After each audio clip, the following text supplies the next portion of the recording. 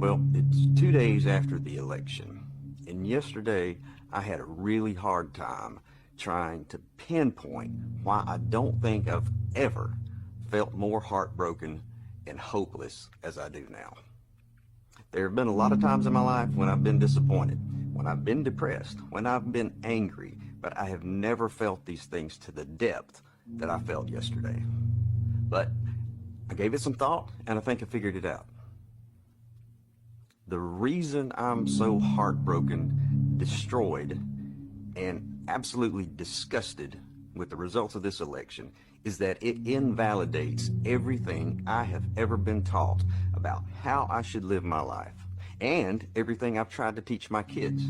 So it's an absolute betrayal to realize at 57 years of age that when it comes really down to it, over half of this country really doesn't value the notions of being kind, being generous, loving your neighbor, being accepting, having empathy, showing understanding, being truthful, being ethical in business, being sensible and level-headed, not being a bully, not being selfish, and not being a total asshole.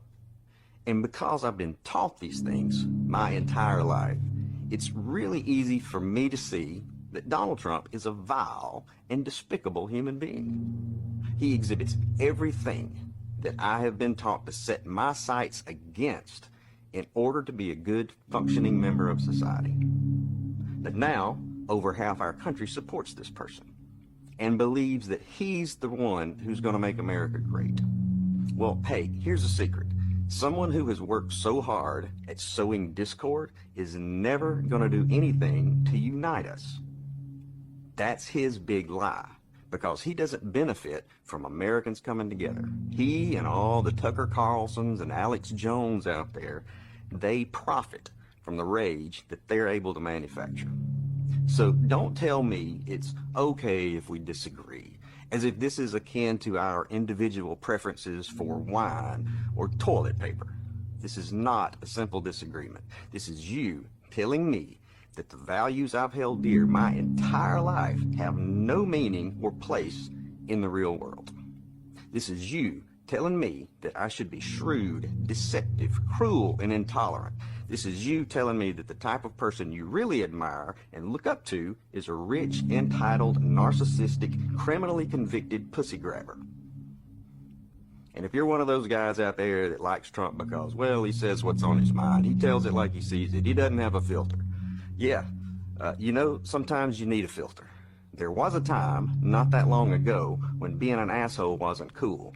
If you were a shitty person, you just kept a lot of that to yourself, and society was all the better for it. But now it's all, let's make America great again. And what I'd like to know is, what specific time in American history are you talking about? What year exactly?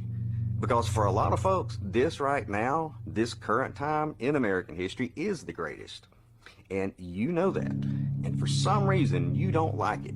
It's like this crazy idea that giving certain rights to someone else somehow takes some of yours away.